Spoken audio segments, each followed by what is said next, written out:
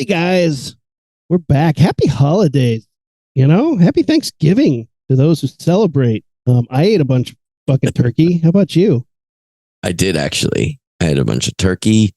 Amanda's family doesn't do corn for Thanksgiving. Do you do corn for Thanksgiving? Sometimes, not this year, but I like corn. But so like if somebody makes corn, I just start making my own elote immediately. I'm like, cover that shit in mayo, put a bunch of spices on it and chili Even pepper. if that's not on the table, like you request that? I don't care. I will go make it myself in their kitchen. Excuse me. That might be the bougiest shit I've ever heard you say. Well, it goes with the haircut. Street corn is better than any other corn, any other version of corn possible. Cream corn, put a bunch of fucking chili powder on it. I don't, I think it's the fact that you use that word. I think I know what that word is, but never would have thought of it outside of the menu of the Cheesecake Factory. You live in LA. I was driving in LA once. Corn? I was living in LA once and I saw a dude running out of a bank. I was like, robbery? No, he was running after the street corn man. And I was like, yeah, that sounds about right. Was he running to rob the street corn man? Because that makes the story more exciting. And then ran back in a bank. Is like, can't chase me in here. I'll say you're a robber. No. And then so I pulled around the corner. I went to street corn man too. It's so good. Street corn. Did you run though, or did you walk? I was driving a car, so I drove my little ass over there. I hope I was driving a little like Banana Split's car though. I was like, no, I had a regular shitty car. But yeah, we had fun. It was a good time. Watched some movies.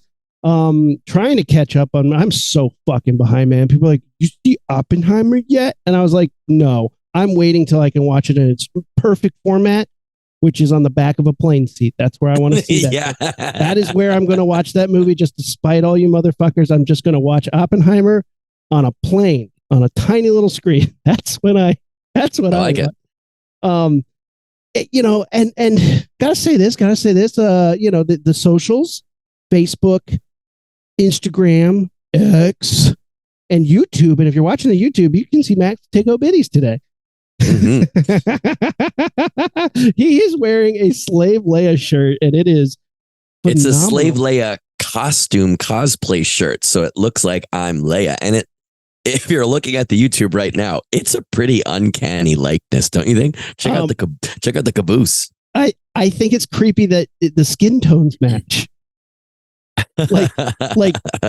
It's so hard to pick a perfect palette to match pale as pink matte. It's true. But the shirt does, man. It looks good. It looks great. Yeah, man. It just goes to show, and I've said this for years, I would look great in a golden bikini. I've seen you in Halloween drag. When are you going to do this one? Let's say you've actually seen me in quite a few not just costumes, but clothing. I think I would put a little bit more work into it than Princess Leia did too. She was clearly like a prisoner and she didn't want to be there as against her will. But I mean, if you're there, shake it. I would. I would.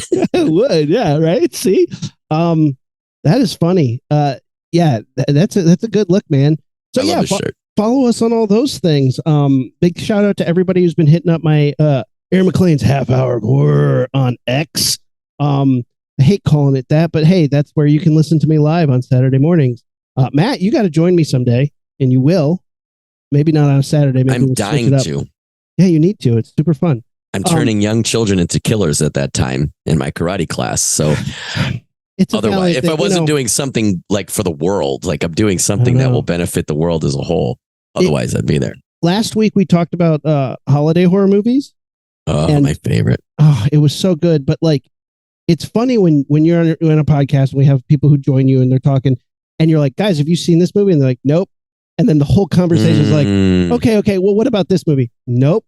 It's like, yeah, man, I've seen a lot of bullshit. But I also feel like me and you are always on the same wavelength. Like if one of us is if one of us is familiar with anything, and it's not just a movie, but like a type of fucking thing or a specific toy or whatever, chances are the other one at least knows of it. If not, oh yeah, I had that when I was little, you know. That you are for sure my friend like that, where it's like, I'm like, you guys never remember that game? And they're like, never heard of that. I was like, you know who would know? Rumi. And that's the thing. I get texts from people being like, "Hey, what was that movie with that guy? He was a thing in this movie," and I'm like, "Oh, Pack the Loops, man. French movie about a lion dressed as a wolf, and Mark Dacascos is in it." And everybody's like, "What? How do you know this?" And I'm like, I saw that shit in theaters. You know, I saw that shit in theaters.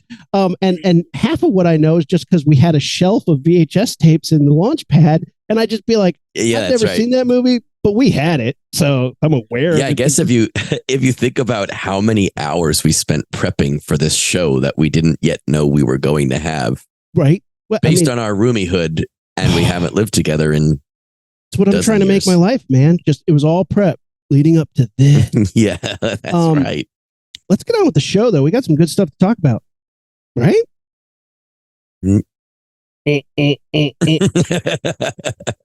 Ignition sequence start.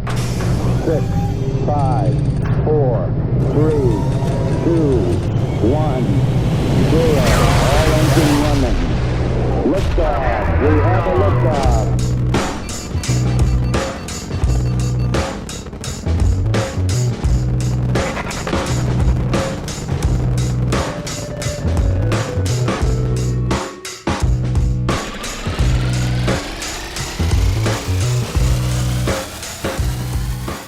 All right, welcome to Launchpad Podcast. I'm Aaron.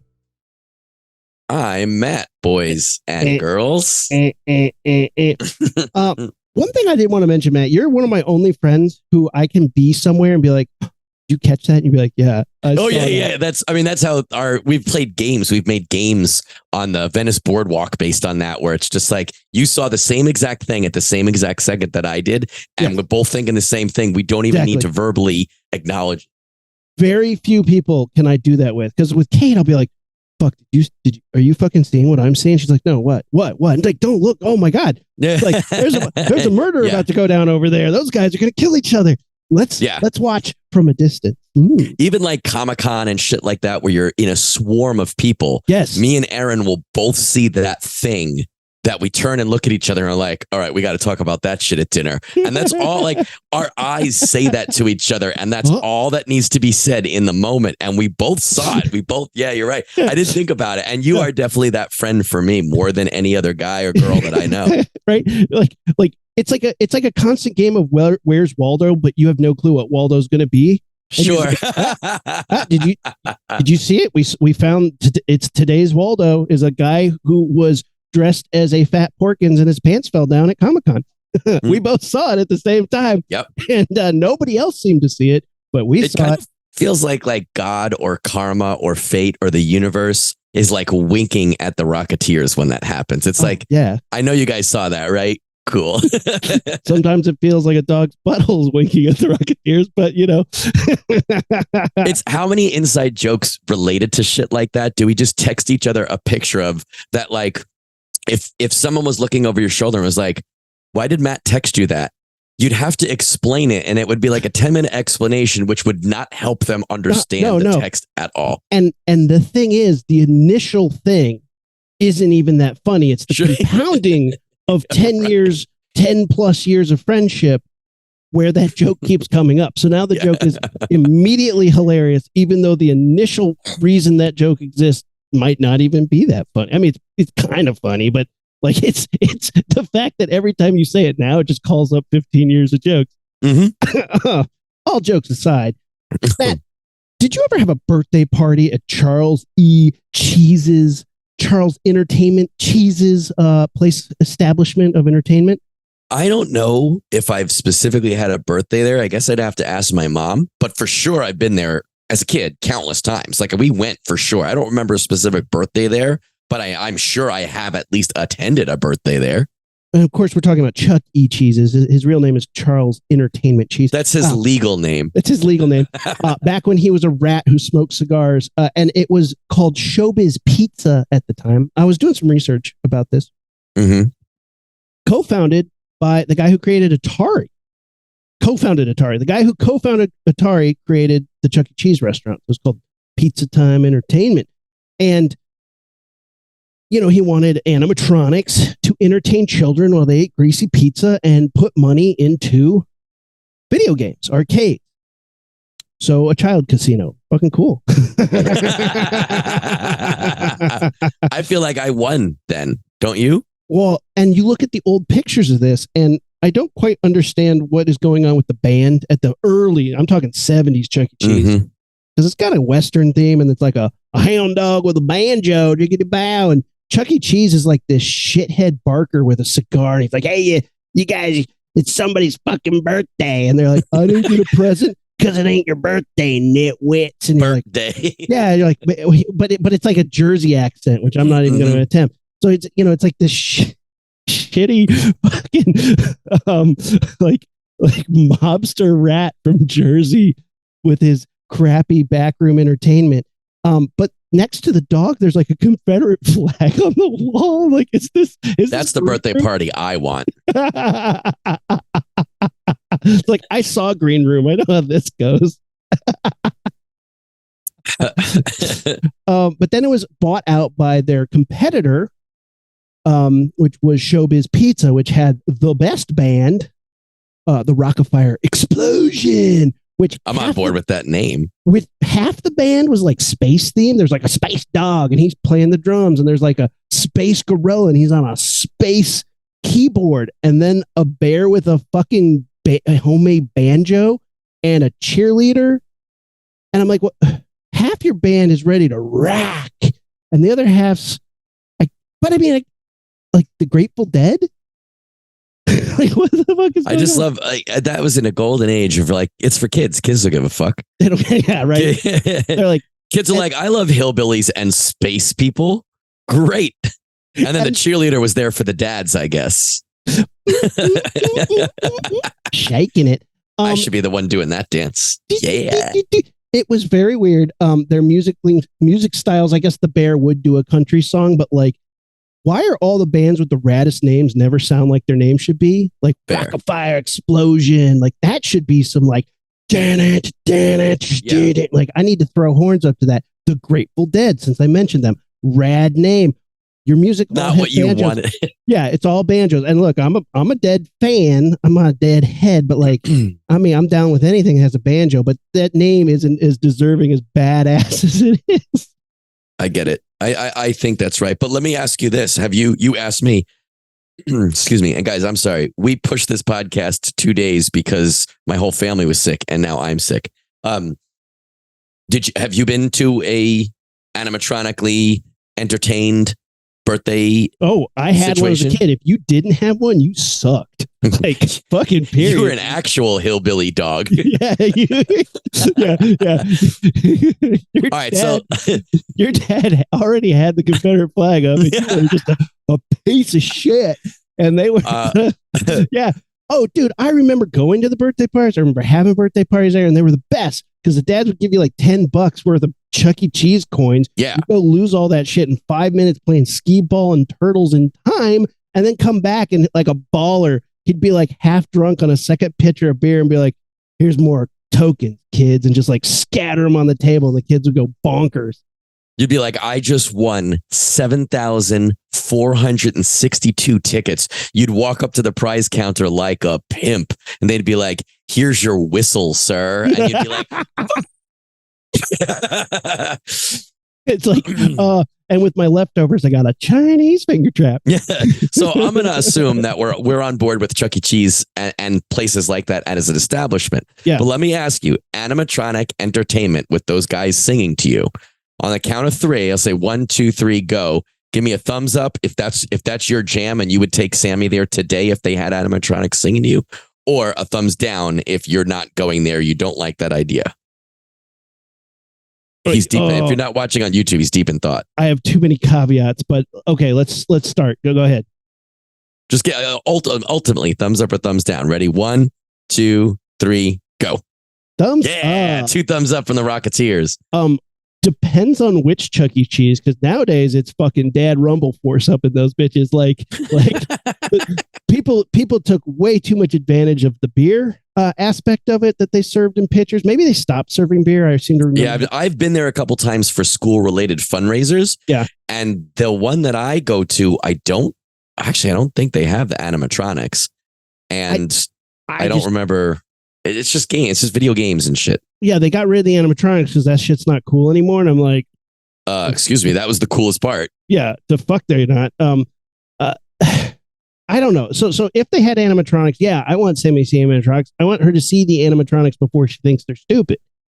But to be old enough to play video games where this like establishment is going to be cool, I think by at this point you're like, I've already played Fortnite. All animatronics are stupid. You gave me a dad answer. Yeah, right. Right. So, I'm down with it. I think there's something cool about it, but I don't think Sammy's ever going to be in an age where she's like, Dad, we have better video games at home. Like, this is the one time Mom's like, we have video games at home, and the video games at home are like way better than anything. Because if you go to a Chuck E. Cheese now, it's like Chrono Trigger, and you're like, this is like PS1 graphics. Like, you have a screen as big as my body, and you still don't have better graphics than my PS5. Like we're at a point where, like, remember when those were the baller graphics, like when arcade games? Turtles in Time was sick shit. But still, like, you could have Turtles in Time there all day. I have literally I was in Vegas, and instead of gambling, I went to the pinball museum, which was like, hey, you're going to lose your money anyway. Why not spend it playing pinball? And I was like, done. Lost a whole bunch of money, but all day I'm playing pinball and having a great time. Better than when I'm gambling and I'm stressed out with the money I'm losing. It's like, well, here's $20. I'll just play pinball for 5 hours. So the next time I visit you or you visit me, the Handsome Boys are going to Chuck E. Cheese. Yeah, and we're going to fight. Let's rumble, baby. Fuck yeah. Well, as great as all of this stuff is, and we're taking a little walk down nostalgia lane, there is a specific reason or reasons that we're talking about Chuck E. Cheese tonight. Because they're creepy. Even though they're Are they? Well, we've all decided that they're cool, right? Like, you and I like them. We think it's cool. We've all decided. The Handsome Boys have decided for the humanity at large. Thumbs up, Chuck E. Cheese. And they're like, whoa, guys, we were about to throw all these guys away. Let's see, I was going to say, me and you were looking at humanity, and humanity's like, I don't give a fuck what you say. About animatronics? Yeah, you take our vote. Go ahead. So for the universe, Charles Entertainment Cheese, thumbs up. You spare. You live today. No, I think they're cool, but they're soulless, and there's like an uncanny valley weirdness, and they're like little glitchy, like. Now let me ask you this, right? Yeah. There's we're recording this in November of 2023. There's been a lot of movies in the last year or two, specifically about evil animatronic Chuck E. Cheese type shit. Yep. Before you saw, as best as you could separate it in your mind, before you were told or shown that those things could be creepy, did you ever think that? Oh, totally. Yeah. You didn't? There was always one that was broken. There was always one that was off. And when they're broken, they're covered in what looked like pizza sauce. Yeah. And it was usually the wolf with the ventriloquist puppet that was like a little, they were both fuzzy dudes. And usually the fuzzy dude was broken. So he's just like, and it's just like a guy with a corpse on his hand swinging it around violently. Oh, that makes it even better. I don't remember ever thinking they were creepy. I remember there were times in my life where I thought a doll was creepy, but I think I already knew about Chucky, so I don't know. Like, I couldn't tell you chicken or the egg in that situation, but I don't remember ever looking at an animatronic at Chuck E. Cheese or something, or like Disneyland or wherever, and being like, oh. I almost got set off there, man. You said a buzzword that sets me off in most occasions. Chicken or an egg? It's the chicken. It's a chicken. Lots of animals have soft membrane eggs, and then the eggs grow hard shells. The eggs grow harder shells as evolution goes on to protect their babies. So they started with like melty little soft ass eggs. And as evolution went on, the eggs got harder and harder to protect the embryo. But lots of animals are still going through this process right now. We see it all the time. Some sharks have soft ass eggs, and some sharks actually have one that's starting to get harder. And it's like turtle shells started as soft little fucking things. Now turtle eggs are starting to get hard. Like, that's an evolutionary thing. So yes, the chicken. Who are you? You are talking about fancy gourmet named corn. You're talking about, well, I don't know if I take my daughter to Chuck E. Cheese because the age range of video games and the resolution of the screens. The fuck? Now you're like, oh, you see, scientific. I'm just saying, anybody who's like chicken or the egg first, you're like, that's just a stupid fucking analogy that doesn't make any sense anymore. Everybody who comments on our social media, please give us a new chicken or the egg phrase. So like, Yes. if chicken or the egg as a specific phrase is no longer acceptable to at least 50% of the handsome boys, what could we say instead? What sort of paradoxical? It's not a paradox. I mean, maybe if you're a kid. Yeah, so they're a little soulless and they're kind of creepy in that sense when they're broken. Yeah. And then, somewhere in the mid 2000s, the independent game developer created Five Nights at Freddy's, which I missed the boat on 100% completely. Mm-hmm. Yep, me too. And I've gone back. Sorry, pop culture. Yeah, I went back to play it. I played the first one. All right, cool. Fine. It's fine. Like I don't really have a lasting opinion of it. They made 7 of those motherfuckers, like 6 games and comic books and like novels. Toys. There's a ton of action Toys. figures. I know. You guys know I teach. Kindergartners have backpacks of that shit, which actually is part of my favorite part of it. But we can talk about that. That there's like horror for kids. It's like this, and we're going to talk about some movies today, and it's this weird PG horror where it's almost, I'm not going to equate it to Batman the Animated Series, but like when my 4-year-old son watches Batman the Animated Series, he enjoys it, and he enjoys it for A, B, and C reasons. When I watch it, I enjoy it for A, B, C, X, Y, Z reasons. Yeah. So we're both watching the same shit. If you were to ask us to explain it, we'd explain it differently because of how we view it. And I think both the game and from now what I've seen in these movies, or specifically, let's say specifically the Five Nights at Freddy movie, my kids saw, like kids at school, some of those students saw that movie, but they saw it in I think a slightly different way than I did. And I think there's nuances and stuff in the games from what I understand and the plots and stuff that you and I would get, but they don't get. So there's nuances. I like that. I like that it's complex enough to have layers. Yeah. They call it the lore. The lore. I like that. I think that's cool. I'm not saying that I don't know a ton of Five Nights at Freddy's lore, but I like that there is a property, a franchise that has these layers that people who love the game, regardless of age, are into. Kids like it because it speaks to them on this. And you and I like it because it speaks to us on this. I think that's a cool idea. For those who don't know, the game is basically a PG horror version of Red Light, Green Light. Mm-hmm. You are the person in charge of the stoplight in this game, and when you are looking at the monitors of the security cameras at Freddy's Fazbear's Pizza, it's red light, and nobody can come and get you. But things keep popping up, and you have to go switch the lights on. Oh, turn the generator back on. Do this, do that. And when you're looking away, the animatronics get closer to you. Green light. And it's just that game that we used to play as kids. Red light, green light. And if they catch you, game over.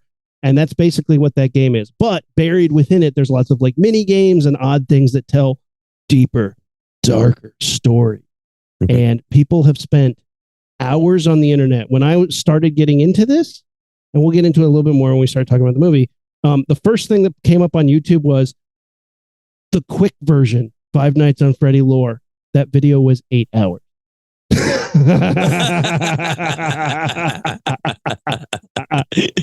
I went down a little bit of a rabbit hole, dog. It definitely seems like a rabbit hole-y thing. I just haven't had the time, but I've been flirting with it. Oh man, don't spend the 8 hours, but we'll talk about it. Let's go in chronological order. So the game comes out.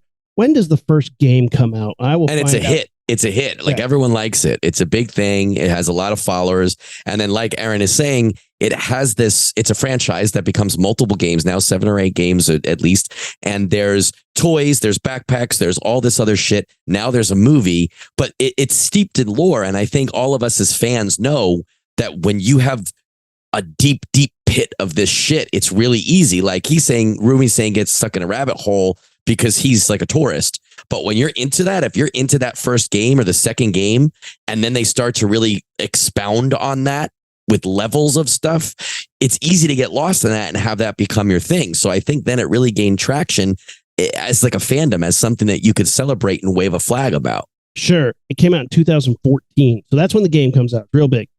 People have been wanting a movie of this for years. but like it's an independent game with a weird premise and a very kind of a complicated plot, because from the base top level of that game, there really isn't a plot. Red light, green light, it's that simple. But there's a lot to it. Then skip all the way to 2019 when we get the first iteration of one of these movies.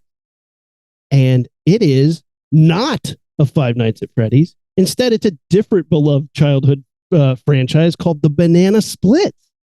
This is the Banana Splits movie from 2019, R-rated. Some South African film company got the rights to the Banana Splits franchise, Sid and Marty Krofft. From Hanna-Barbera, and it was Hanna-Barbera. Hanna-Barbera and Sid and Marty Krofft, and made an R-rated, like, slasher animatronic killer animatronic movie. Now, do you know the Banana Splits from childhood? Like only because commercials of them came on a Hanna-Barbera hour. Okay. I was not. So just tangentially aware, right? Exactly. The only reason I saw that is because I like Scooby-Doo. I did not give a shit about the Wacky Racers, Gobble Shark or whatever his name is. Jabberjaw. Jabber dumbass. That guy Gobble sucked. Shark. Gobble Shark was his nemesis. Jabberjaw. What a Three Stooge knockoff he was. He sucked. Well, I don't remember watching the Banana Splits, but I remember knowing what they were. Sure. And there was some live action interstitial stuff, and then there was cartoon, and like I don't remember watching it, but I remember when I learned about the 2019 movie, I was like, that is fucking genius. To market a movie to people who are in their 30s and 40s, a horror movie based on something that they watched as a kid, was fantastic, to the point where, Aaron, you and I made an episode for the show about children's premises that would be great as horror. Like, I know if you remember one of yours, I know one of mine was like, if a bunch of kids broke in to the old dilapidated Pee Wee Herman's Playhouse.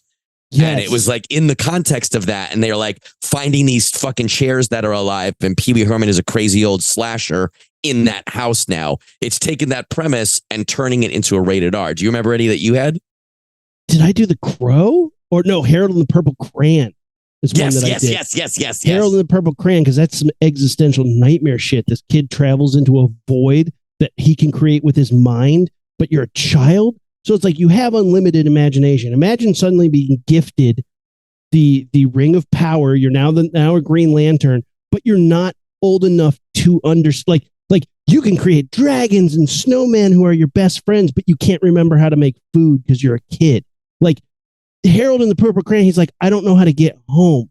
It's like, you have ultimate power, dude. He's like, I'm just going to live in here. And he draws himself a house. And you realize how sad it is because kids don't see the big picture of how to use their imagination to solve problems. They're like, I can make friends. I can do it, but I can't eat anything here. So I'm going to starve to death in the void.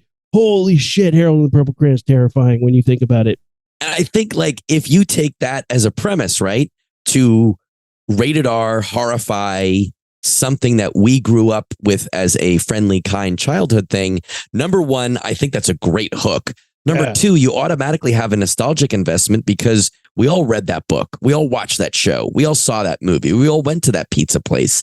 And I think you automatically have a built-in curiosity, at least fandom at most, where you're like, I fucking loved Pee-wee's Playhouse. Now you're making a rated R horror movie out of it. And we are that exact demographic. So when this movie came out, I was like, fuck, that is awesome. It's so funny because so many reviews on here, the ones that are negative were like, you ruined something I loved. And it's like, was it really that precious to you that it can't have like this like gnarly rated R version of it? Like, I think that's brilliant. But here's another brilliant thing. The Banana Splits is a fake band, right? And they did this fun childhood thing. It was fun. The Monkees was a manufactured band back in the day, and their first thing, We Are the Monkees. They made a movie. They were, a Beatles ripoff, whatever. They're manufactured. They had a TV show. They had movies. Their second movie was called Head, and it was purely all about BJ jokes. And it starts with one of them like committing suicide, like, and it's a super dark, like fucked up monkeys. Is it a BJ related suicide? Yeah, and they made their movie called no. Oh, you said yeah, and I was like, what? So they wanted to make a sequel just so they could say from the people who gave you head. Awesome. The whole reason it's called Head in the first place. And you're like, what? What are you doing, monkeys? And they're like, fuck it, we want to have fun too and be fucked up. So this we're the monkeys. Yeah, this worked. I watched this last night. In preparation for this, even though we pushed, I was like, you know what? I'm gonna do the homework. I'm gonna stay up late and watch this movie. I watched it with my mom and Kate. Love it. And they liked it. And you? I liked it a lot. Okay. Mm-hmm. Oh man, it has a lot of caveats, man. In the context of what we're talking about, this movie, this specific niche of animatronics who have come alive and start murdering, like child entertainment animatronics that are now murderous. That's how specific this genre is. This is a subgenre for all subgenres. This is the best of them. Interesting. Okay. It has the best kills, the goriest kills, for Agreed. Sure. It has the best kills. It has the goriest kills. It has characters that I most am like, oh, I hope that fucker gets it. Or, oh man, I hope those kids are okay. Like, I'm most invested in those characters. All of these movies have problems. I don't think they've done it right yet. I don't think, of all the ones we talk about, I don't think any one of them have, nailed it. I agree with that. And I think this one has the most fundamental problems, because I think the reason this one is not better is because as a movie, it's wrong. It doesn't work correctly as a movie. It's almost like they took the way that I would explain it is they took the instructions sheet and put it together kind of like how my wife would. She wouldn't read every instruction. She would just look at the picture and be like, okay, so you put this scene next to this scene and that explains that. You're like, no, it's not just, that's not how you do a movie. So like, for example, here's my best use of this is there is a bit. So this movie proposes that the Banana Splits is a long-running TV show and that there are 3 full life-size animatronic characters that interact with an actor in a... 4 of them. There's 4 of them. Oh, yeah. 4 animatronic characters and a human. And they're a band and they do this goofy stage show that is shot live in front of a live studio audience. So this family goes and they watch this and the puppets break down and go crazy and kill everybody. Great. That's a great That's a great premise. It's a great pitch. At the beginning, when you go into this studio to see the taping with the family, there is a bit as part of the show where 2 kids do like a double dare type of challenge. Yep. And they're going on the slippery slope and there's like, they have to walk around a track that's slicked with like, I don't know, cornstarch or some shit, molasses. Yeah. It's like, and they're slipping all over and there's cartoon noises and everybody is laughing. And then they're throwing pies at them. Yeah. Yeah. They're throwing the animatronic characters, the cartoon characters are throwing pies at them. Then they have to balance on a thing. And then they have to jump and grab a key. First of all, none of it is explained. Now, I'm smart. I have a graduate's degree and I understand how TV and I understand how Double Dare works. I don't need you to spoon feed it to me. But why? What is like, it just seems so weird because I don't remember what the scene was before it or after it, but they're non sequiturs. So you're like, oh, okay. This show that you've already told me about also has a challenge version. Okay, fine. Now, if you've seen a horror movie, you know that this is Chekhov's challenge and that this is going to come into play later. And right? It's cool. But and I think this movie just needed a better editor. I think the movie did everything right. I thought the actors were competent for a horror movie. Who cares? They're fine. Mm-hmm. I thought it was shot really well. I thought it was actually really well shot. Agreed. Like the cinematography and it's fine. But the movie opens and immediately makes a mistake. It shows the banana splits inside of a TV doing their and the camera pulls out of the TV and then slowly pans across a nondescript, boring-ass living room to find, our main character, female, sleeping on a couch. Oh, wow. You just spent 30 seconds panning across this room. Just cut to her sleeping. I was like, I bet we're going to find somebody sleeping. My mom was like, they can just cut to the woman sleeping. We don't need to see this pan. Like it was taking forever. And the movie was full of things like that where they're like, I need you to see this boring ass living room. Or it would show two characters walk off and then pan down to the floor. And we'd be like, what were we supposed to see? Was there something on the floor? Was the floor? Yeah. Is the floor going to be in a character in the next scene? Like it would do these things where it would just linger on things for too long but like not in a way that aided tension or did anything. The movie was horribly paced because of that. And it was very badly paced. And every time it started building up momentum, we're like, here we're getting going. It would do something where the characters were just like, screech, come to there was at the end, these two grown-ups are somehow forced to run this obstacle course that exists for what reason?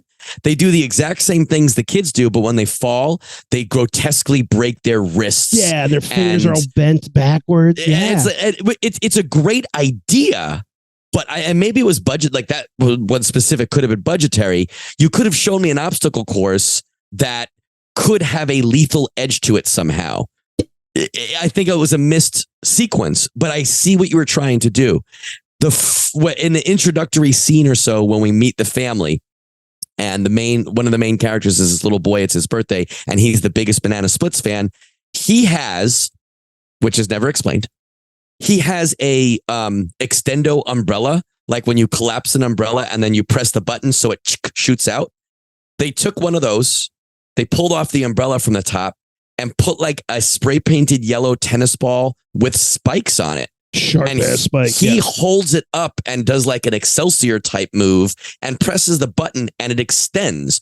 And again, it's clearly telling you, hey, this thing that looks like a child's toy is going to be a weapon that's used later. It is blatantly broadcasted, but there's no it just looks like a weird ass weapon. So you're like, why does that kid have that? And then at the end, when he uses it to defeat one of the animatronics, you're like, that was the best you can come up with. Like you were in a room, a writer's room, and you're like, all right, the main kid needs to have something that we establish in the first scene. And at the end, he whips out. And it's part of the whole thing is the character is like a nerdy kid. Yeah. But I'm just like, literally, they're like, and we get to this page. Oh shit. The thing we established, we got to use it. It may as well have been a switchblade, though. Like you couldn't have come up with something that was a toy. It couldn't have been an actual umbrella.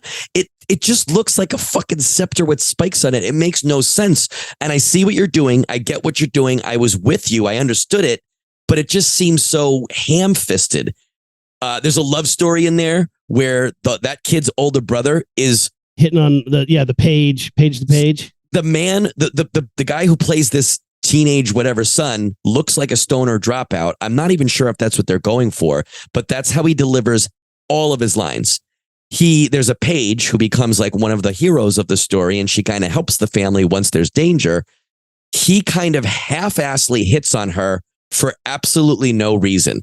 And like, we all saw the prequels. We all know how George Lucas and company told us that Anakin and Padme were in love without showing us any inkling of that. This is worse. Yeah. He just hits on her. She reacts to it and he hits on her badly. And that's part of the joke. She's supposed to like be cute and think it's funny that he tried and failed. So she's interested. We've seen that before, but he fails so hard. She's interested for absolutely no reason. And that becomes important later. And then at the end, when he's like, hey, can I get your number? And she just kisses him. We all went boo. We were booing it. Because, and again, it's like, I see what you're doing there. We've seen that before. We've seen it work, or at least half work. There was nothing in that relationship to make it seem like a relationship. You just went through the motions. So it's like you looked at the instruction. It was like, okay, the awkward boy, makes a bid for this girl who's out of his league. They flirt with it all through the movie. Yeah. And at the end, she comes around. Okay, we've seen that before, but you can't just put those characters together. You got to write and have them act in a way that makes that work. He didn't have any acting chops. She was pretty good. She was a decent actress. I like the kills in this movie, though. I gotta say, most of them pay off. Most of them. I know you're like everything you said about that, like the obstacle course where they're breaking their fingers. Not wrong, but I really liked that they're falling and breaking their fingers. I'd never seen that in a movie before, where people are like slipping and falling, and that's what's causing their their death by 1,000 cuts is like broken fingers. And all of those gags in that scene worked. I just wanted the scene to work. That's, I guess, what I would say. But you're right. That of all of these type of movies, this for sure has I don't want to say fan service, but when you're watching this movie with a bunch of friends, these are the gags that you're going to cheer at. Oh, nice. Yeah. Giant lollipop down the throat. Oh, yeah. That was great. Because at first I was like, that's not fitting down his throat. And then they show you, that's not fitting down his throat. It's great. Like a big old imprint in his throat. And then a giant hammer to the face and her eyeball pops out like fucking Negan style. Guy with his face on fire, his whole head on fire, flipping out while one of the animatronics is literally dancing from foot to foot in front of him. Yeah. That was great. That looked awesome. He doesn't die the rest of the movie. He's horribly and whimpering. I'm like, oh, savage, brutal. Dude, people ripped in half. Sawed in half as a magic trick. That was, again, poorly edited, but cool. You ripped the guy in half. And they showed it. They pulled him apart. That was the part that did it for me. I was like, agreed. If they don't open that, I'm going to be kind of this was kind of a weird thing. Because the whole time it's like, just walk away. Just walk away. Why aren't you walking away? Walk sideways. Walk to the left. Walk to the right. There were so many moments where a banana split is chasing somebody and they obviously could go any which way. It's a Prometheus idiot running as the spaceship rolls right behind her. It's like, go to the left. Just go right. You could go either way. It's wide open. But they're just running in a straight line because they're terrified. But then they show him get cut in half. I was like, great. It's solid, man. And again, there's parts of it that I keep coming back to. I'm like, I like that. One of the things that I hate though is they look like people in bad costumes, which that's what the banana splits did look like. So it gets a pass from me, but barely. And the only reason it gets a pass is because it has precedent. Because of what? It has precedent. Like the banana splits in the TV show, that's what they look like. That's what it looks. So it is faithful to the original source material. And I also like the extra step of towards the end, there's a couple Terminator-esque gags where that's cool. One of the faces, because they look like big mascots. If you haven't seen these things, they look like mascots. One of those faces gets damaged and you see the Terminator eye and some cyborg shit underneath. One of the hands gets ripped and you see a metal hand. That's what I signed up for. Yep. You know what I mean? And it to sum it up, what you just said is you were like, I like that part. I like that part. I could tell you a lot of parts that I liked. I just didn't like how those parts assembled to make a movie. You know what I mean? Yeah. You had the idea, you had the means to a certain extent, at least. Good shitty movie Sunday movie though. I think this has enough going for it that you get enough people in a room. This is a really good time. I agree. And it's one of those things where they're having fun, but they don't think they're hot shit. Where you watch a shitty movie Sunday that's about a killer fucking laptop and you're like, I know it's not going to be funny because you think it's funny. You're like, look how clever we are that we made a killer laptop. And they, you know what I mean? It's rarely does that work. You really I mean, I can only think of a killer unicorn coming off of a yeah, you're right. Where I was like, you are actually being as clever. This is actually pretty good. Yeah. But they were trying to make a movie. They weren't trying to do it funny or cheap. Dude. They were trying to make it cool. And I would say at least half succeeded with that. And I think it's worth the watch. Like you said, especially if you get a bunch of like-minded friends together, it's fun. And it's worth it for the kills, at least, I would think. Big time. Absolutely. Good makeup, good kills. I like it. Brief carousel side. Going around on Instagram, there was this clip of a kid and he goes, and the car comes towards him. And then just as the car hits him, there's a very obvious switch to a dummy and it hits the dummy. And everybody was cracking the fuck up about it. And everybody's like, what is this movie? What is this movie? And I was able to hop into a comment section and be like, that's Carousel. And people are like, yeah, what? You knew that off of less than 2 seconds? Yeah. I was like, not only did I know it off of less than I own the movie. In two it's I have it on Blu-ray. Yeah, have it on Blu-ray. 2 different copies of it because it had to get that sweet cover, the limited edition cover. And they got a sequel coming. And people are like, what? And when you tell them what it is, they're like, oh, I thought it was just a really bad movie. I was like, it is. But it knows that and it hopes you have fun watching it. And go watch. And I hope I got people to watch Carousel. So good. There's now a second and a third. The second one is not nearly as good as the first. The third I haven't seen yet, but but let's move on to 2021. This is mid-pandemic, baby. I literally just had a baby when this movie came out.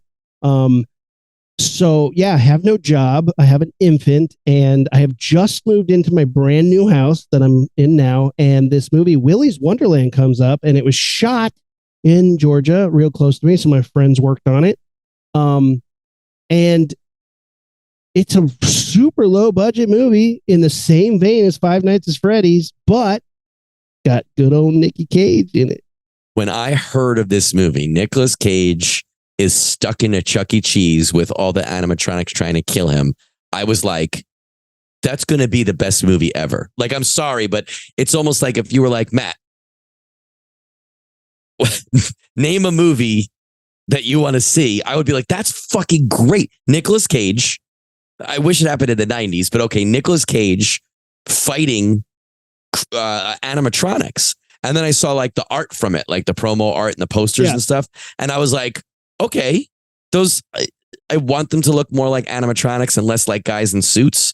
Because like you just said about Banana Splits, the Banana Splits look like guys in suits, but they have since the 70s. So like you said, that's kind of following a design aesthetic that was already in place. Yeah. But these ones look like costume. They look like mascots. They do. But of the three movies, like I said, I think Banana Splits is probably the best made. This one gets the prize for like this one gets a tried the hardest prize. Like this one gets the participation prize that you want, because I think this one has the most soul in it. This one has the most heart in it. Because like I think Banana Splits had some it had more money than this movie for sure. But I want to say this about Nicolas Cage really quick. Yeah, he's fucking great. But Nicolas Cage is like Bacon from a couple of years ago, where everybody was like, fucking bacon rad, bacon soap, bacon beer, bacon sriracha, bacon, guys, hilarious, right? Bacon tie. Oh, it's a mustache with bacon on it. It was the same time that like mustaches were like, oh, hilarious. Like everybody just thought bacon was making things better. Not Kevin Bacon, just the meat, like fried pig ass. That's what they thought was like just the funniest thing. And if you could slap bacon on it, you were hot shit. I feel like Nicolas Cage suddenly became the Bacon of everything. It's like, oh man, Nick Cage is in it. It's going to be good. Whoa. Nick Cage has been in a lot of stinkers, guys. He doesn't automatically make something awesome. He's a good actor. He's a great actor. Some of the stuff he does is fantastic. Fan-fucking-tastic. Nick Cage being in a movie doesn't make it awesome to me. I agree with that, but let's just say the judgment for him to tank a movie by being. Oh, he could tank, and he has, like you said, for sure. Yeah. But if we were doing Launchpad casting for Willy's Wonderland, and someone gave us a list of all of the, let's just say, male American actors who could potentially do that part, I would make 3 piles. Definitely no's, maybes, and I would give him a shot. Not necessarily, I'm not saying cast him right off the bat, but I'm putting Nicolas Cage in the absolutely could do this, and I would watch that movie pile.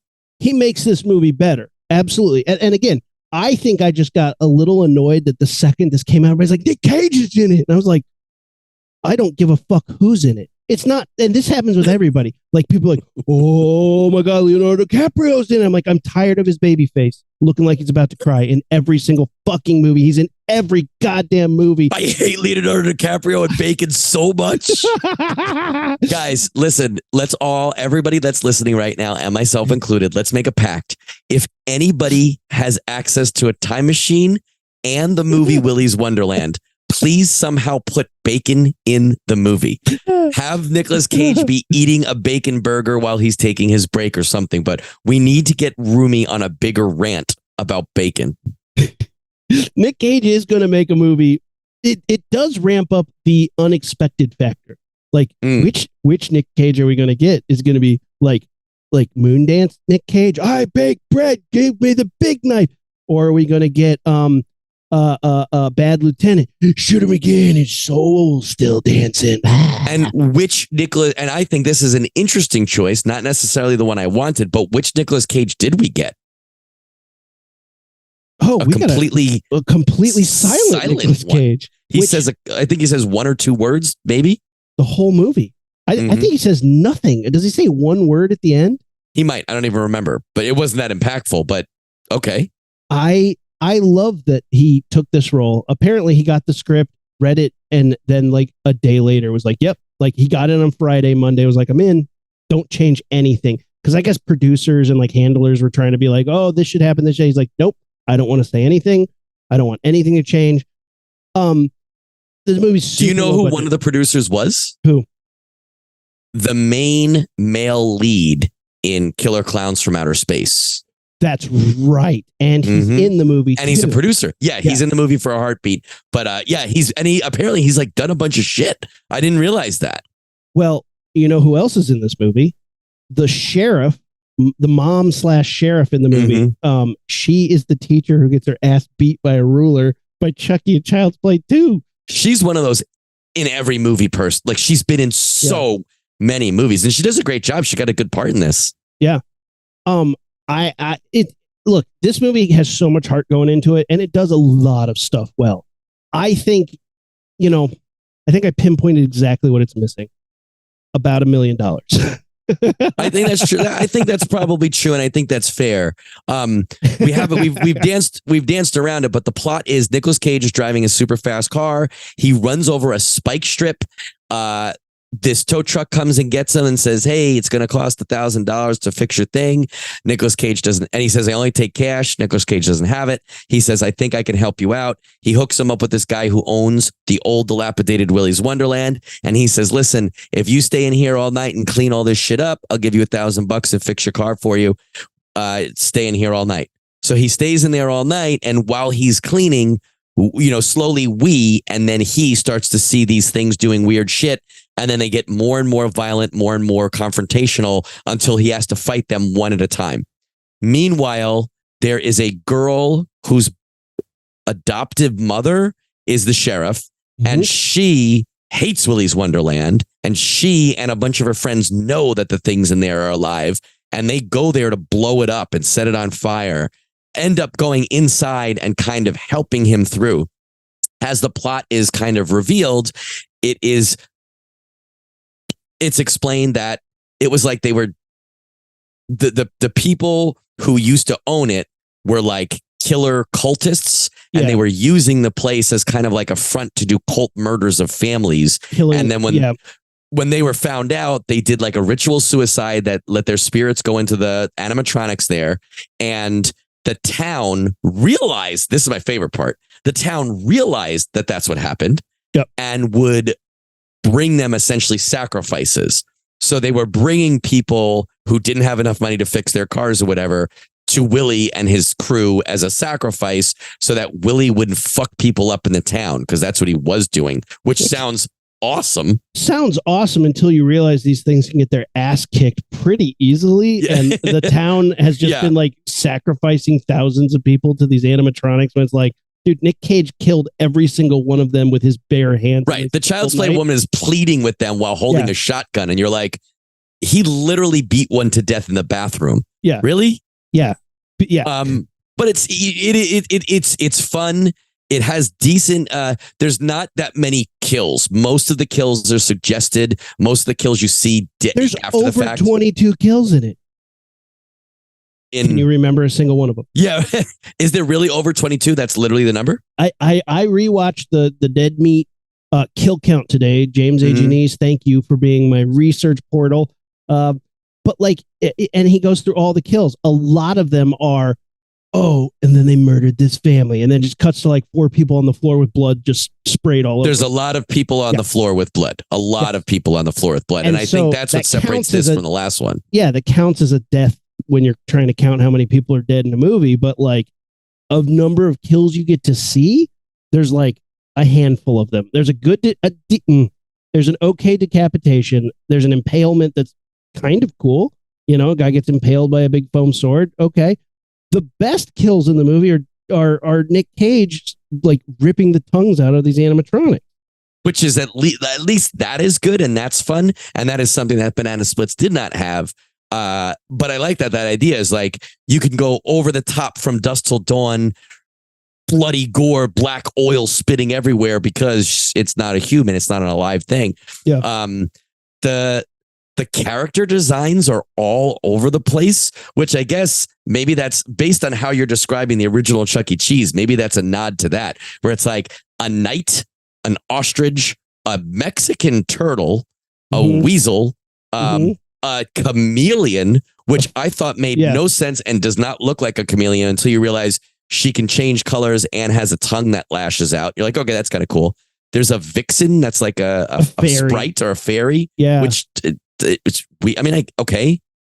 But like, looking at the original Rock-afire Explosion. And a gorilla. And a gorilla, yeah. Here's the problem with these ones. And I guess, again, it makes sense. But I guess the problem I have with all of these, none of them look like animatronics from a restaurant. They all look like, again, is it the clown scarier when he looks like a clown, or is it the clown scarier when he looks like a demonic clown? These ones are trying to be scary animatronic. Sure. I agree with that. And it doesn't sell as well as animatronics. I don't want to jump ahead, but like the design of the characters of the Five Nights at Freddy's franchise, both in the games and in the movie, it's from what I understand and from what I know of the games, the design of those characters, the animatronics in the movie, are very close to what's in the video game. Those look like animatronics. Yeah. These things, they look like people walking like robots. And that's not to shit on it. It's not to say they did a bad job, but it looks like people in suits. And like, you're right, it doesn't read as animatronics as much as it does like almost mascots. But then when they kind of fight, they turn into straight up people. It's just like a dude in a mascot suit fighting. It's very strange. It's kind of weird, but again, I give them credit. I will give this movie a lot of wiggle room, a ton, because to have such a low budget and be like going this hard and getting Nick Cage and like really pulling it off to the best of their ability, I'm trying to give it as much as it can. But again, it can't build up steam, and it's not delivering on certain aspects that it's promising. It's trying its damn best, and I enjoyed it. It was entertaining. It also was doing this thing where like it was committing to this bit where every hour he's taking a break. He's going to chug a purple pop and play some fucking pinball. And they stick to that bit maybe a little too hard. And I don't know if I I do like it. There is a part of me that's like, that's funny that he does that. Even when he's kicking a creature's ass. Ding, I'm going to go play some pinball. And the creature's like, the fuck you are? And he's like coming for him. And he's like, okay, time's up. Boom. Goes back to kick its ass. Like, I kind of like that. But at the same time, like, it also just deflates the momentum when you're in It's the same thing as you said, like you panned over. You spent 30 seconds turning the camera to see a girl on the couch. Did we need that? Yeah. This is a good enough bit and it works, but like, could we have used something better in there? I don't know. Again, I think a better budget, more time to make your movie is gonna always help. So, but you say, I didn't look this up, but which movie has a bigger budget, this or Banana Splits? Because Banana Splits felt and looked a lot cheaper than this did. I felt cheaper? Banana Splits felt cheaper? I think so, yeah. Because Banana Splits had a huge set budget, was in a massive stage. It looked to me like they were just scraping sets together to make sets, whereas this one, I felt like we were in a Willies Wonderland or Willies Wonderland place. Seems to be like well under $5 million. I think this is like a $2 million feature, and I think one of those went to Nick Cage. I think Banana Splits is like a $4 million to $6 million. I just feel like that this felt at least like they appropriated the funds better than Banana Splits, in my opinion. And I'm not in any way going to say that this is comparable to Evil Dead. I'm not saying like Evil Dead was, I think, groundbreaking, et cetera, and like deserves the historical praise it gets. But when you watch Evil Dead, I don't think you spend any time thinking about, for having limitations, this is a really good movie. I feel like the same thing is true with Willy's Wonderland, where you're like, they had limitations. Nick Cage is the only person that, him and the mom are the only people we know. It's, you're in one location the whole time for the most part. Yeah. I think all of that shit together makes for a pretty well done movie where it's like, we've said this before. You sat down, you listed everything that you had, all the things you had at your disposal, resources, and you used them well to make a really good movie. I like this one way better than Banana Splits. This one might be my favorite of the three, but I like it more than, well, I think like you said, both of them you could put on with a bunch of friends. I think the friends will walk away from this one feeling more satisfied. I think we'll rah more times just because the action sequences I think are more fun and enjoyable. Even though the kills in Splits is better, I think this is a more fun ride, I guess I'd say. I think you're right. I actually will agree with it. For me, Banana Splits is the best of this subgenre. Like if you're going to say, but if you're like just putting movie against movie, like, yeah, Nick Cage does bring the fun in this one. And again, it's like, I'm not against Nick Cage. I'm against this like fan service that everybody just is like sure. Like, fuck yeah, bacon's in it. Yeah. So yeah, I guess I could get on board with that. But this just had, I don't know. It fell short again, just like Banana Splits. There's something that didn't quite push it over the finish line. But I definitely did like, I love pinball.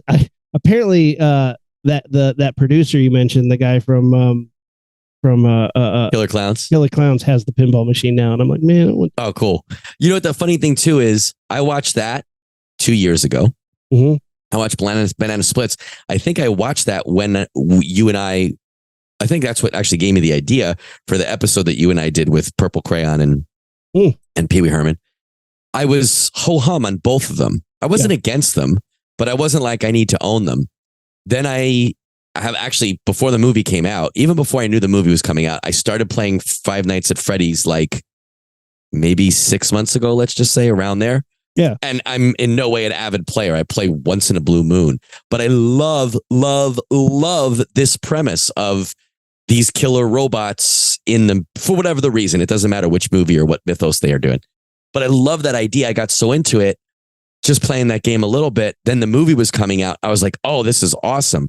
When I watched Five Nights at Freddy's, that one I liked. I am not saying it is great. I am not saying it's without fault. I am not saying it's the movie I wanted to see.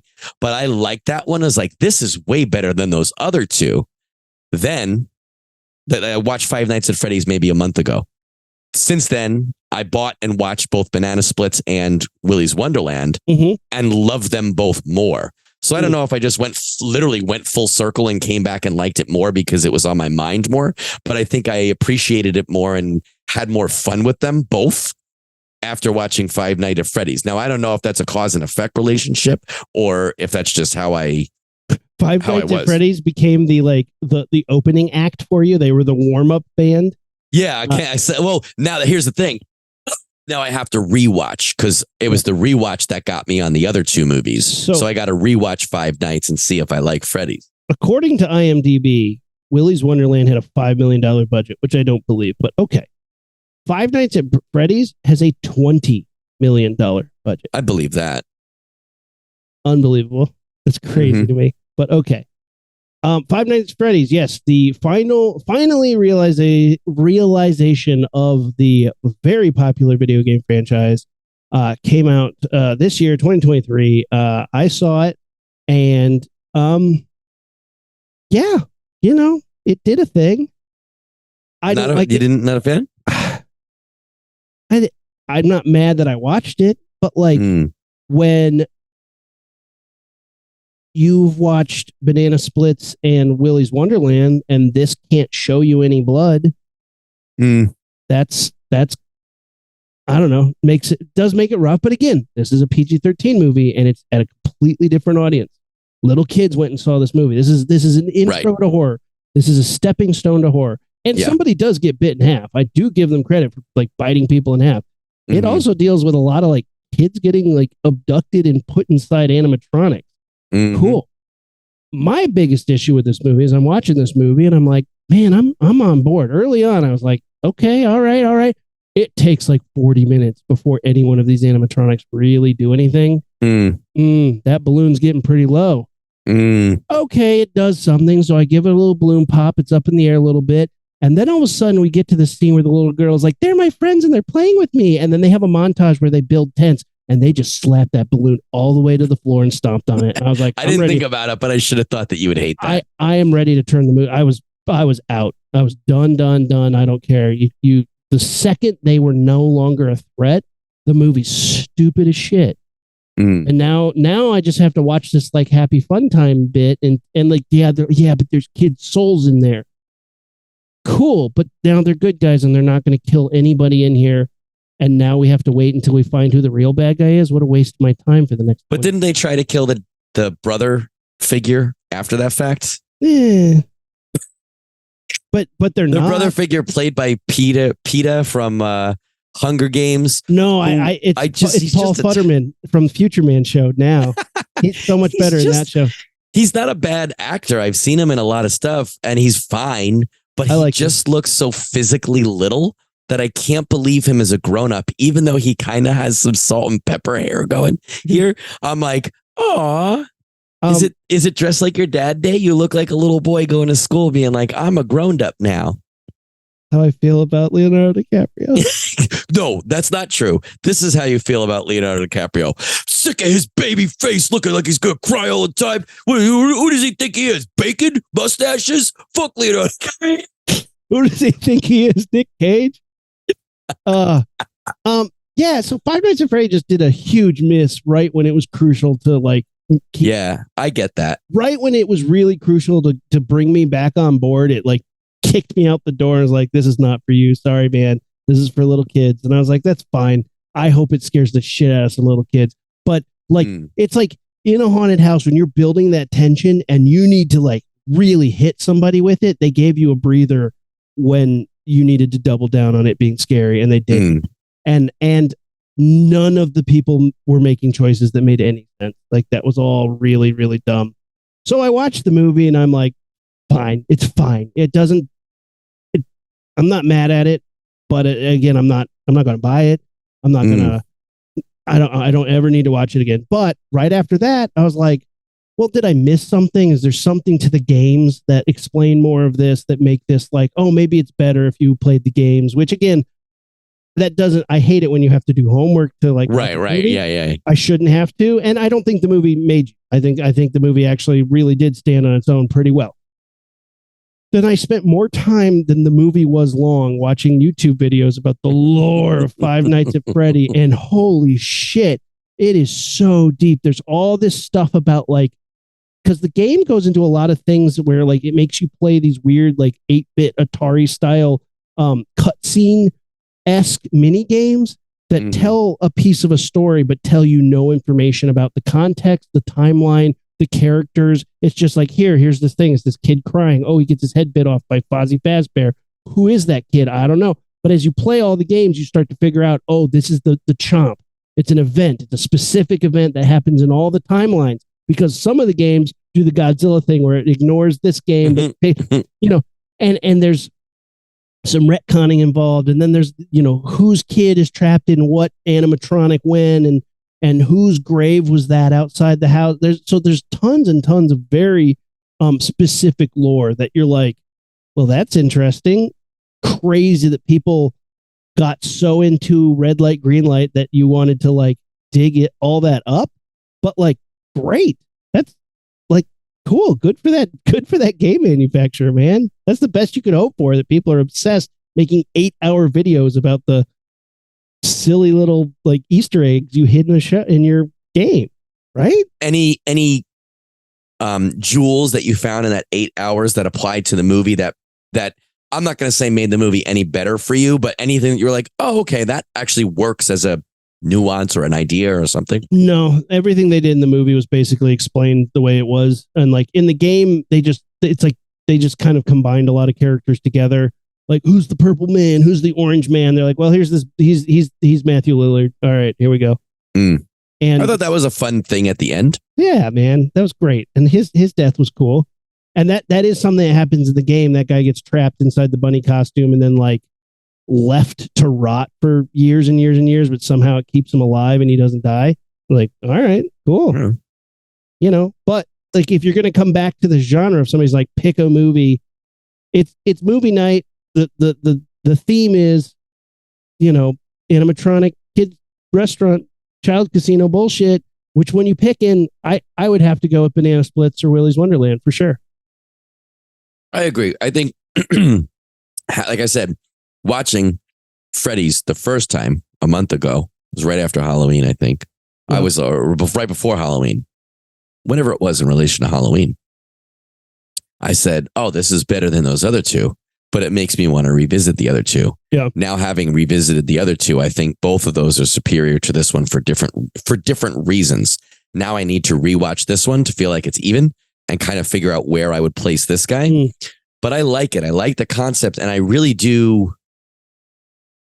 As a teacher of little tiny kids who were wearing backpacks of murderous animatronics, I'm fucking down with that. You know what I mean? Like, you know what it is? It's like, it feels kind of, maybe it feels like it's passing the torch. This wasn't my movie. They didn't make this movie for me, but I can kind of, like a Jedi spirit, kind of like watch the next generation watch this. Yeah. Because they think, like, tell me this, Rumi, right? Me and you are you, what are you, 39, 38? How old are you? 39. So we're roughly in our 40s. I'm 41. If we were fucking 10 and we're having a sleepover and we pop this bad boy on at 8:30 and our parents let us stay up to 10:30 to watch it, we would think we were fucking kings of the world, right? Dude, this is absolutely gateway horror. And it's great. Yeah. I think I love and appreciate it for that. Yes, I can absolutely get behind that. I also think there's this interesting bit about, the animatronics look like animatronics. They still don't act like animatronics. I think there's a lot of times where they're just like, oh, hey, what's going on? And they don't really walk or move. Sometimes they're doing it, but sometimes they like, I don't know, there's just always something off about the animatronics in these, but they at least look the part and they look very legit to the game that they're based on. So props. Of all the costumes in all these movies, none of them are as scary as the actual original Chuck E. Cheese. Look on our social media for those, because when Rumi sent those to me today, I was like, I don't even remember seeing, like, I have in my head some images of ones that were there at the one in Long Island, New York, or East Meadow, New York, where I lived. I know what those look like, and they didn't look great, but they didn't look like these fucking disaster pieces. The original OG from the 70s Chuck E. Cheese's, that is horror. And it's because somebody made something thinking they were making something fun for children, but actually were making something horrifying.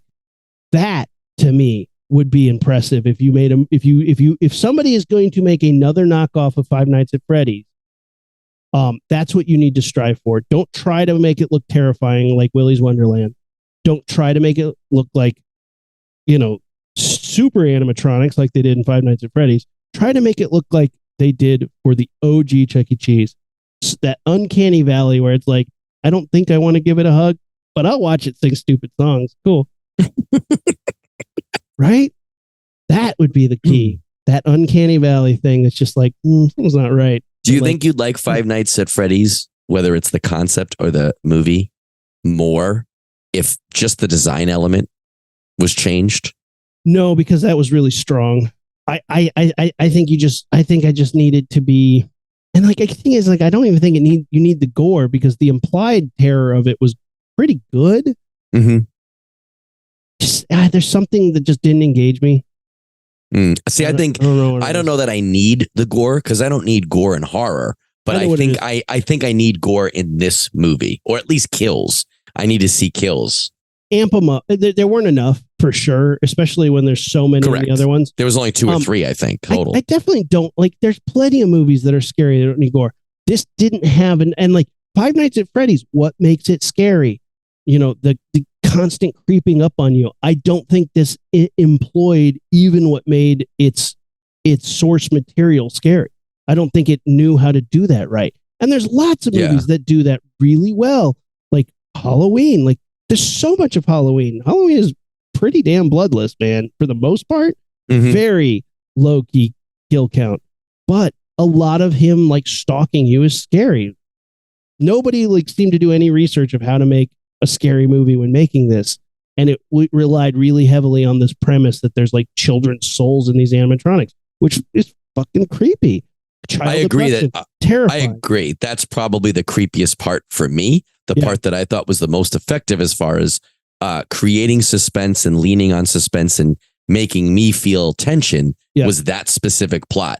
And I don't think we've blatantly said it, but I don't know if this is true to the games, but in the movie, these animatronics move around and do shit. And we find out it's because through a lot of shit, and there's these dreams and revealing dreams that keep compounding on each other. We find out that the owner of Freddy Fazbear's, Freddy Fazbear's. So Michael Fassbender. Yeah. Freddy Fazbear is the owner of that, who's Matthew Lillard, which is a big reveal at the end. Spoiler Alert. We find out that he was abducting kids and killing them, but their souls, he was putting them in these dolls. Their corpses. To hide the corpses. He was putting them into the animatronics, and that made them inherit that. So they're killing grown-ups and quote unquote bad people, but not hurting quote unquote good people and kids. It's a little gray. But let me ask you, the game, at least the game, I've played 2 games now of that series. Both of them are, you are looking at different things, trying to catch the creatures, right? Like you said, red light, green light. And one of them, you're doing it on a monitor. And to check the monitors, you no longer can see where you are. It would be akin to putting on VR goggles. So you no longer see where you are in that room. Mm-hmm. When you put those goggles down, sometimes when you lose, there's a jump scare where the creature, the animatronic, jumps in your face and there's a loud noise. It's a great jump scare, but you're waiting. After that happens the first time, anytime you play that game, you're waiting for that. So when you check this monitor, when you turn on this light, when you look through this door, it's that, ooh, I turned it on. Is it going to jump at me? No. Okay, I'm safe. Now I got to look this way. When I look this way, is there going to be something there? How do you think that translates from the medium of the game to the medium of film? Is it just creating some really good jump scares on the screen? Which you could easily do that. But I think there's also these things of like breaking the expectation, because like you said, you're expecting it. So a movie can do this great thing where, I'm setting you up for this, and now I'm subverting those expectations, and now you're really scared because you don't know where I've left you. I saw one of the best versions. Here's a great example. So Kate and I watched Fall of the House of Usher, which I thought was really good. I really like Fall of the House of Usher. It's a Mike Flanagan joint, so tons of monologues that people hate. But I was on board. Wait, I didn't see it yet. Are you going to spoil anything? You think like me saying this dude toots in scene 1 and everybody laughs. Oh, now I know. No, it's not a spoiler. You're probably not going to like it, but it is what it is. So should I take my headphones off? No, there's a scene where 2 characters are looking for a resurrected ghost. I'm embellishing so it's not a spoiler. There's a zombie ghost inside the house, right? They're following the footprints. It's raining outside. The power's out, so it's dark, and the lightning. You see the footprints. The 2 characters are talking to each other, right? You as the audience know, we're going to see it in a flash of lightning, right? The 2 characters are talking to each other, and you see a flash of lightning. It's not behind that character, but in the flash of lightning, you see the character's face drop. Oh, fuck. It's behind the other character. And when they cut back to him, it's dark behind. So now what I expected was the flash of lightning to reveal the zombie behind character, the character number 1. But now I know it's behind character number 2, and now I'm just waiting for that lightning flash to happen. And just when it's about to happen, it cuts back to character number 1's face, and you see them get more scared. And she's like, nice, okay. So now you're really kicking it in. So then it cuts back to the boy, and he's like, what? Boom, flash of lightning, and it's the zombie's right behind him. That was brilliant, because you know what's going to happen. You know what is setting up, but they subverted the expectations. Later in the show, every episode has an amazing jump scare set up within it. Every episode, bam, bam, bam, bam, bam. Then you get to an episode where the main character goes, the ghosts are just waiting, and he's going to jump out and scare the fucking shit out of me, and I'm going to fall on the floor screaming, and you're going to be like, what? Who's here? What did you see? And I'm going to look like an asshole. And you're like, they're calling out their own jump scares. That's brilliant. Like, so Five Nights at Freddy's, based on a game that is basically red light, green light, full of jump scares, didn't know how to do jump scares, right? Like, they didn't, I don't think they were, whoever made it, sorry, Emma, Tammy, I bet you're really nice, and you made a decent movie, but like, what else has she done? The Wind, Left, Right Game, Into the Dark TV series. I don't know. Not a ton that I've seen. Nice try, Emma and Tammy. Emma, Tammy. Yeah, Five Nights at Freddy's didn't deliver on good horror craftsmanship. Well, like I said, I got to give it another watch, just especially because you and I are now comparing these 3 movies against each other. Yeah. And I watched the other ones twice. So I feel like, just to be fair, I need to watch it again. Sure. But for me, I don't have many marks against it other than that it didn't have enough of things that I wanted it to be. I wanted more kills. I wanted more action. I certainly wanted more gore or visible kills. Like, our complaint about Willies Wonderland is that a lot of kills are just dead bodies on the floor with blood. We barely even got that in this one. There's one good kill that we see, we see the kill happen in a shadow, and it's enough to show me what I wanted to see. And then we see a pair of legs hit the floor, right? Because someone get bit in half, but it's not gory. That was fine. That's fine. But that was the only one in the movie, and I needed 2 or 3 more of just that at least. There's also plenty of times, you know how we would watch like a Batman, the animated series. I was going to compare it to that. Dead. Yeah. There's plenty of times where you could have played that up a little bit more, where like, we know you didn't have to dead. show me, but this almost worked so hard to not show me anything. I'm like, I've watched enough TV to know that if you don't show it to me, they're still alive. So is this guy going to pop up at the end and be like, surprise, you thought I was dead, but I'm alive and here to help? Like, is there going to be that going on? Like, there's a ton of things where you're just like, man, you are working so hard to not show it to me that I'm feeling kind of ripped off. I almost feel like, and this might be true, but I don't know if it is. It almost feels like they were trying so hard to craft a good movie about these child abduction and murders and cover-ups, because I feel like that to me is more memorable and, like I said, created more of a sense of dread than anything with the animatronics or the actual quote unquote current in the timeline of the film movie. The current context of things. I wasn't really as worried about the animatronics as I was about where these dead kids are and what happened to them and how it relates to the main characters. I don't think that's where you want to be when you're making a movie about killer animatronics. I agree. It should be about the killer animatronics. Well, and the second they were making fucking table forts and bring around the Rosie, I was so pissed off. I was waiting for that to turn on its ear. I was waiting for something to happen in that scene that lets us know, or lets us or the main character, the main dude know, hey, something's not copacetic here. And I guess they do, because I remember like they go back into like, no, we can't, we're not coming back here. We're not playing with these guys anymore. But like, and then they come and get her. But like, I don't know. Did you ever? I never had any luck with dogs as a kid. You know, I was always getting bit by dogs.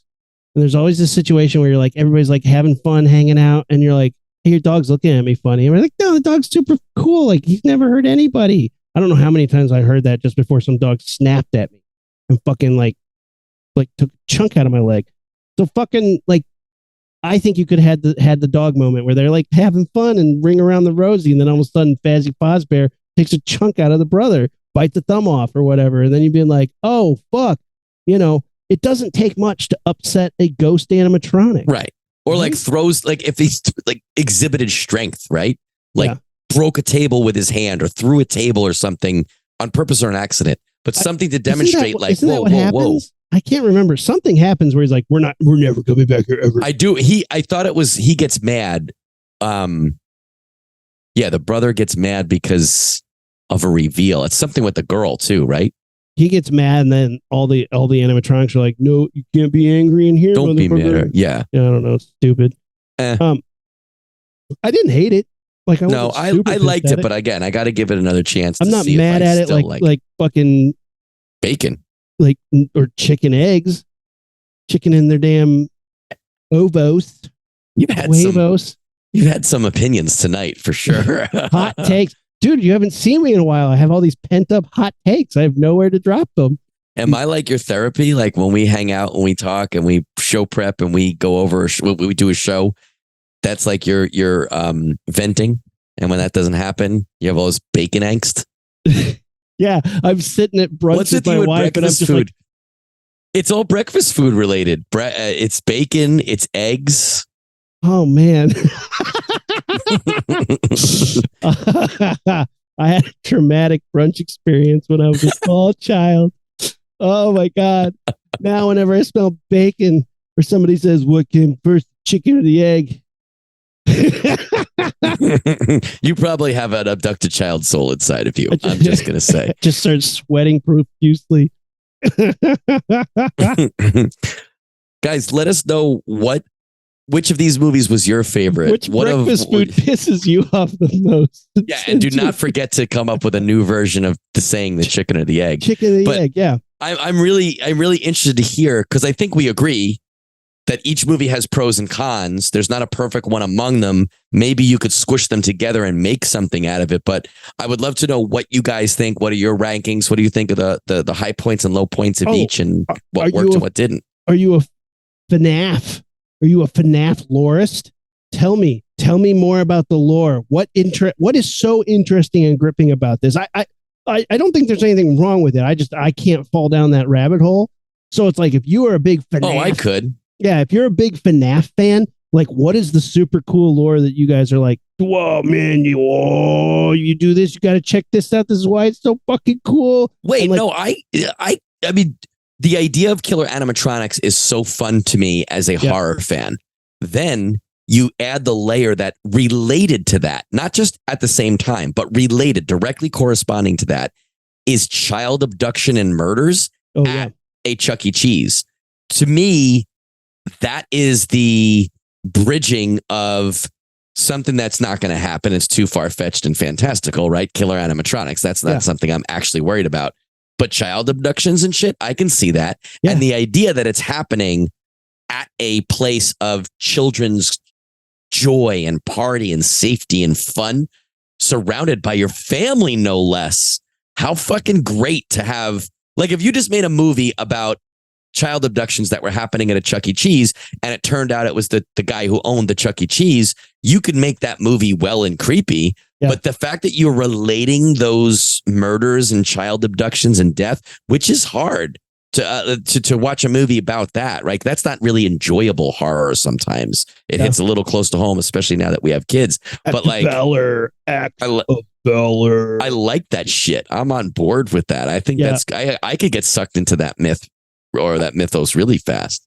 So yeah, I want to hear from the FNAF fans out there. That's how all the like deep dive stuff I was into, everybody's like, just calls it FNAF. Well, okay, find it FNAF 2, FNAF 3. I'm like, what? Yeah.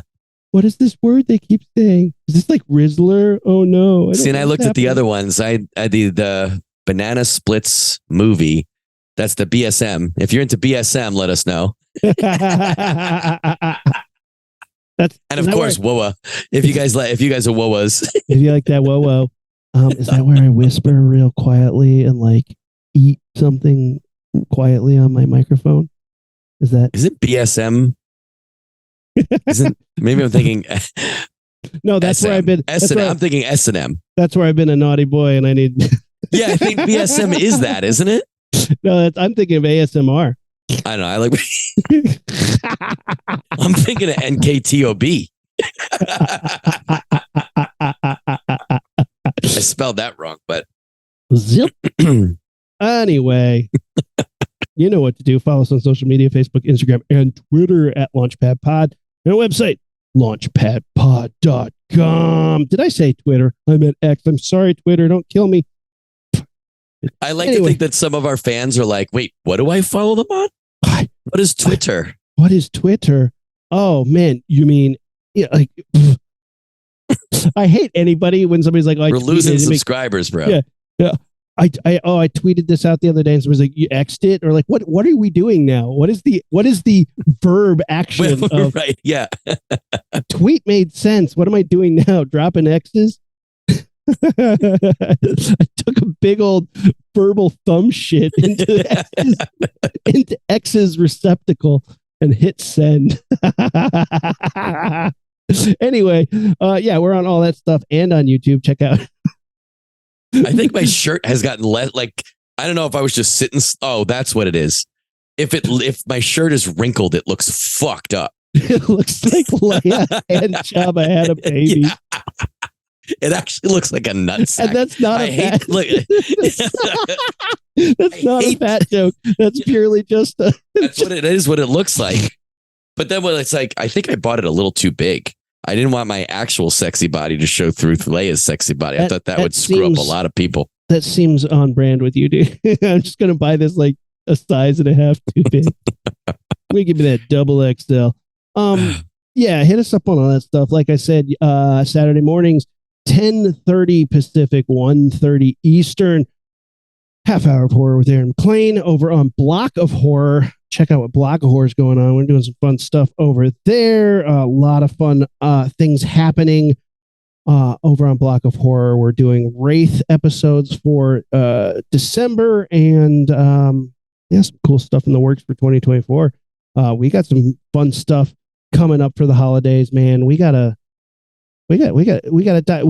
haven't even gotten to talk about like some fun holiday horror movies. I'm excited for the new John Woo movie coming out, man. I saw, yes, a John Woo theoretically Christmas one. I don't know if it is or not. But John Woo Christmas movie called Silent Night. And fucking Godzilla, which I got you to see. I got you in that shit, bro. Yeah, that was super cool.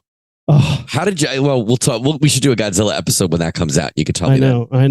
I don't know if I'm going to see it opening day, which makes me want to cry. But I will be seeing it in this opening week. How about that? We'll get there. Okay, that's acceptable. I think you're going to like it. I think you should be excited. Both of them come out on the same day, so I'm like, do I want Godzilla or John Woo? Obviously Godzilla, but you know, I am double feature. I don't know. You could see both. I allow that. Right? Yeah. My Barbenheimer is a Godzilla John Woo movie. Yeah. Silent Zilla. I hope we both get to watch John Woo too, because Silent Night, because I am a huge John Woo fan and have actually pretty decent knowledge of his library, of his early shit too. I'm talking Bullet of the Head time, Killer's time. I'm talking well before anybody was like Broken Arrow. He did Broken Arrow. No. Mission Impossible 2. Boo. Face Off. Yeah. Face Off. Fuck yeah, man. Mm-hmm. But like, no, his good stuff. I'm talking Hard Boiled, baby. Double guns and doves while you're holding a baby, shooting up the fucking hospital, saving those babies one baby at a time. Fucking love me some Hard Boiled. John Woo is a bullet ballet master. Those babies in that scene, I looked this up on IMDb. They all grew up to be doves. They're the doves that Prince sings about when they cry. I know. Let's blast this thing off, dude. All right, but we got an animatronic blast it off. We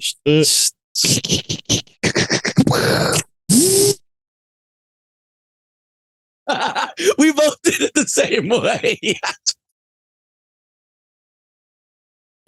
That's what we were talking about at the top of the show, right? We both knew not to do it in one fluid motion. We both stopped motion animation it all the way up. Oh God. I love it. Also, guys, if you want to deep dive YouTube, go look up Pop, Lock, and Drop It by the Rock-afire Explosion. Some guy found a Chuck E. Cheese animatronic completely together in a junkyard, brought it home, rehooked it up, worked years restoring it, and just so it could play Pop, Lock, and Drop It. So oddly enough, all the children in his neighborhood started to be missing. When you watch it, you believe it. Actually, it's super impressive and hysterical. So yeah, pull that up. If you had the wherewithal and the knowledge to do that, you would have to put some, like, every 14th time you played it, it would say something evil, right? Say something evil. Oh, I would literally program it to run out of batteries and start doing that Teddy Ruxpin shit where it's like, or I would program it to, like, there was off and there was standby. And if it was in standby mode, every once in a while, the eyes would just move. Oh my loudly. My brother had a little robot that could like throw a ball with you or like play baseball with you. Like it would throw and you could hit the ball, or and he would throw it to you, or he'd hit the ball off like a little T-ball thing and you could catch it. he thought it was the coolest thing, but like it was Christmas and that thing sitting there, and my aunt's sitting next to her, and she says something like, what a stupid thing. Like, it's just so weird. And it just went and looked right at her, and we all went, oh. Child souls. Child souls is the key to reanimating those robots. For sure, there was a missing kid inside there. Oh my God. So good. Anyway, hit us up, guys. Till next time, we're the Rocketeers, and we are Ignition sequence start. 6, 5, 4, 3, 2, 1, 0. All engine running. Liftoff. We have a liftoff.